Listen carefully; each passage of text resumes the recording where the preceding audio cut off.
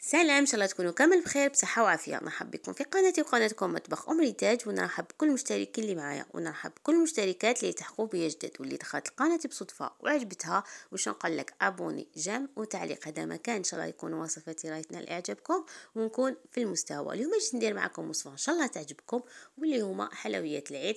يعني هنا جبت لكم حلوه لي سيجار بدون مول تاع لي سيجار بطريقه جد سهله وبسيطه، والنتيجه واش نقول لكم روعه روعه روعه. قبل ما نبداو نصلوا على سيدنا محمد عليه الصلاه والسلام ونجوزوا المقادير وطريقه التحضير.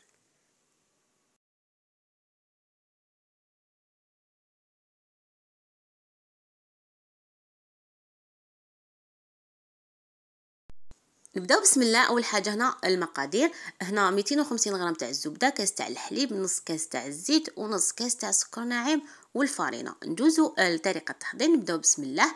هنا نجيبو الزبده. هنا تكون زبده على درجه حراره المطبخ، يعني تكون طريه باش تعطيك نتيجه مليحه في الخدمه. نضيفو كاس تاع الحليب ونخلط بالباتر. هنا نخلطوا الزبده مع الحليب ونضيفوا نص كاس تاع سكر ناعم هكا مع نص كاس تاع الزيت، ونبقى نخلط بالباتر حتى نتحصل على كريمه. هنا بعد ما نتحصلوا على كريمه نبداو نضيفوا في الفارينه بالتدريج حتى نتحصلوا على عجينه تكون طريه ومتماسكه في نفس الوقت. هنا ندوزو للحشو. الحشو درت نص رطل تاع الكاوكاو كنت حمصته ورحيته. نضيفو كميه تاع درت ملعقه صغيره تاع القرفه ونبدا نجمع بالمزهر. هنا ضفت له ايضا الكراميل، هذه اختياريه قد تستغني عليها، لكن كي ضفتها عطات له واحد البنه للحشو صدقوني بزاف هايل. هكا ضفت ايضا نص ملعقه صغيره تاع الزبده باش تبقى لنا طريه وتعطيك نتيجه مليحه للحشو. هكا هنا ندوزو للعجينه. هذا هو شكل العجينه اللي تحصلنا عليه. صراحه الفيديو اللي كنت نجمع في العجينه راح لي على بها ما درتهاش، لكن صدقوني العجينه جات ما شاء الله. ديري غير كما قلت لكم الماء، هذوك المقادير نخلطوهم مليح ونبداو نضيفوه في الفارينه حتى نتحصلوا على هذه العجينه اللي تكون طريه ومتماسكه في نفس الوقت. هنا نجيبوا العجينه نحطوها فوق سطح العامل كما راكم تلاحظوا، ونسرحوها بشكل هكا طولي او مستطيل باش تعطيك نتيجه مليحه في الخدمه. هنا كما قلت لكم العجينه بدون المول تاع السيليكون ويعطيك نتيجه بزاف هايله. هنا كنت شكلت الحشو بشكل حربوش بهذا الشكل، ونبدا نديرو ونلوي. هنا العجينه لازم تكون رقيقه مليح باش تعطيك نتيجه مليحه للحبه تاع الحلوى وتجي متحوفه. هكذا نشكلو حربوش كما راكم تلاحظوا.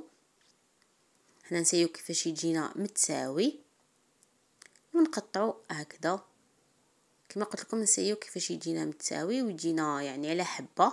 هنا نجيبو كرتون ولا هكا ورقه نقيسوها على 7 ولا مسطره قيسيها على 7 سنتيمتر ونبدا نقطع. هنا الحبه درتها فيها 7 سنتيمتر وهذا هو الشكل كما راكم تلاحظوا. يعني الشكل السيجار جاء ما شاء الله، جاء على حبه.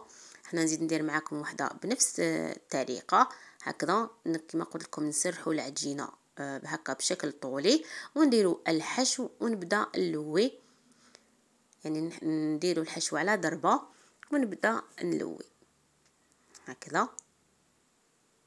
طريقه سهله وبسيطه والنتيجه كما راكم تلاحظوا يعني بدون ليمول وتعطيك نتيجه بزاف هايله. هنا نزيد ايضا نجيب هذاك القيس تاع 7 سنتيم ونقيس الحبه باش يجونا كامل متساويين وعلى حبه. صراحه جاوني ما شاء الله، جتني يعني حتى حبه كبيره على اختها هكذا. وهذا هو الشكل كما راكم تلاحظوا. هنا نسووها مليح باش يعطينا شكل الشباب ويعطينا شكل السيجار كما راكم تلاحظوا.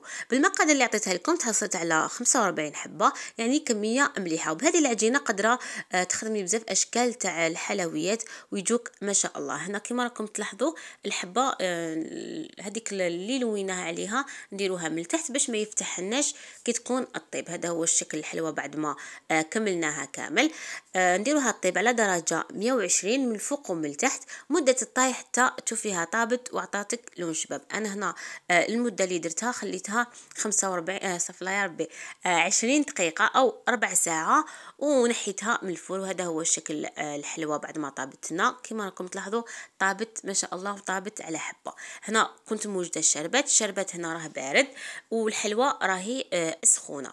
الشربات يكون شويه ثقيل، درت فيه 2 كيسان تاع الماء مع 2 كيسان تاع السكر هكا وخليته يغلى 10 دقائق وطفيت عليه ونتحصلوا على شربات يكون ثقيل كما قلت لكم. هنا نديروها في الشربات يعني تشرب بنا، نديروها يعني واحد 2 دقائق 3 دقائق ونحوها فقط. هنا كما قلت لكم الحلوى تكون سخونه، الشربات يكون بارد.